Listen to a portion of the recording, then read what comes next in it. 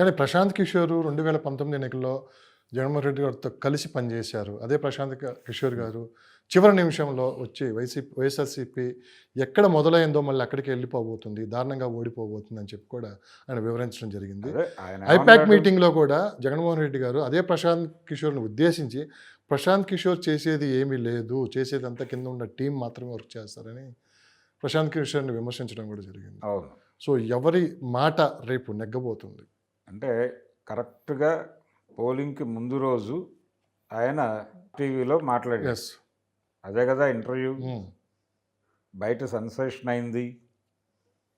అయితే ఆయన మొదటి నుంచి కాదు, ఆయన ఎప్పుడైతే జగన్తో డిఫర్ అయ్యాడో ఆ క్షణం నుంచి జగన్ ప్రొవైడర్గా బిహేవ్ చేస్తున్నాడు, ఈ ప్రొవైడర్షిప్ అనేది ఆయనకి గెలుపు సాధించి పెట్టేది కాదు అని ఆయన మాట్లాడుతున్నాడు. అదే ఆ రోజు కూడా మాట్లాడాడు. కొత్త ఆర్గ్యుమెంట్ ఏం మాట్లాడలేదు ఆయన. పాత ఆర్గ్యుమెంట్నే కొత్తగా చెప్పే ప్రయత్నం చేశాడు. దాని ఇంపాక్ట్ ఓటర్ మీద ఉండే అవకాశం పెద్దగా లేదు. అది కూడా ఒక కూటమికి గెలుపు సాధించి పెట్టడం కోసం ఏర్పాటు చేసిన కార్యక్రమమే. వ్యూహంలో భాగంగానే జరిగింది అది, ఆ ఇంటర్వ్యూ. ఆ విషయం అతనికి తెలుసు. అందుకని టార్గెట్ ఓరియంటెడ్గా జగన్మోహన్ రెడ్డి మీద కేంద్రీకరించి మాత్రమే మాట్లాడాడు ఆయన. ఆయనకి ఇచ్చిన పాత్ర ఆయన పోషించాడు, అంతే తప్ప అదేం రియాలిటీ కాదు. ఆయన అంటే ప్రొవైడర్కి ఓటర్ మీద ప్రభావం చూపించే అవకాశం ఉంది. ఓ పక్క షర్మిలా గారు, ఇద్దరు సిస్టర్స్ దూరంగా ఉండటం, ఓ పక్క ఈ లాస్ట్ టైము ఎవరైతే భుజాల మీద పార్టీని మోసి జగన్మోహన్ రెడ్డి గారిని అధికారంలో తెచ్చారో విజయమ్మ గారు కావచ్చు, షర్మిలా గారు కావచ్చు, వీళ్ళంతా ఇటు మొత్తం ప్రతిపక్షాలంతా ఏకం అవటం, కుటుంబ సభ్యులు కూడా జగన్మోహన్ రెడ్డి గారికి వ్యతిరేకంగా వాళ్ళు ప్రచారంలో కూడా పాల్గొనటం, కుటుంబాలను చీల్చి ప్రచారానికి వాడుకోవటం అనేది కూడా ఒక వ్యూహంగా తెలుగుదేశం పార్టీ ఈ ఎన్నికల్లో అనుసరించింది అనే విమర్శ ఎదుర్కొన్నారు కదా చంద్రబాబు నాయుడు గారు. అది ఎవరు చెప్పారు? అధికార పక్షంలో చెప్తున్నారు. అవునండి, అంటే ప్రజలు చెప్పలేదు కదా, కుటుంబం కాదు, ప్రజలైతే చెప్పలేదు కదా, ఒక కుటుంబం కాదు. ముద్రగడ కుటుంబంలోనూ స్ప్లిట్ వచ్చింది కదా, వాళ్ళ కూతురు జనసేన వైపు, ఆయన వైఎస్ఆర్సీపీ వైపు, ఇద్దరు కూటమి చేశారు, ఇటు వీళ్ళు చేశారు. అంబటి రాంబాబు కూతురు అల్లుడు గొడవ కూడా రోడ్డు మీదకి వచ్చింది కదా.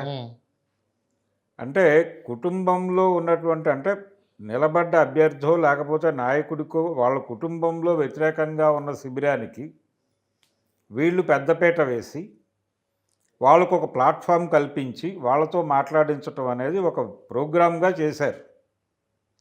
అయితే ఇది కేవలం వీళ్ళు ఈ రోజున చేశారు కానీ జగన్మోహన్ రెడ్డి గారు అంతకుముందే ఇలాంటి పనులు చేశాడు. రామోజీరావుతో ఆయన ఘర్షణ నడుస్తున్న సందర్భంలో సాక్షిలో సుమన్ ఇంటర్వ్యూ ప్రధానంగా వేయటం, అలాగే రామోజీ తోడళ్ళతో మాట్లాడించటం, ఈ కార్యక్రమం వారు చేశారు. వీళ్ళు ఎలక్షన్లో వీళ్ళ నాయకుల మీద ప్రయోగించారు అదే ప్రయోగాన్ని. అంటే ముళ్ళును ముళ్ళుతోనే తీసినట్లు ఏదైనా కావచ్చు. అంటే ఒక ట్రెండ్ నడిచిన మాట వాస్తవం. కుటుంబాల్లో నుంచి స్ప్లిట్ చేసి, అంటే ప్రధాన ఎవరైతే నాయకుడు ఉంటాడో లేకపోతే ఎవరైతే కంటెస్టెంట్ ఉంటాడో అతని కుటుంబంలోనే వివాదం ఉంది అనే విషయాన్ని ప్రజల దృష్టిలో పడే లెవెల్లో తీసుకురావటం అనే కార్యక్రమాన్ని తెలుగుదేశం పార్టీ విజయవంతంగా నిర్వహించింది. పర్టికులర్గా కడపకి సంబంధించి వివేకానందరెడ్డి హత్య దాని మీద సినిమా తీయించటం, రెండు సినిమాలు ఒక సినిమాలో నేరుగా జగన్మోహన్ రెడ్డి క్యారెక్టర్ని పోలిన క్యారెక్టరే గొడ్డలు తీసుకుని వేయటం అనే సన్నివేశాన్ని కూడా పెట్టారు.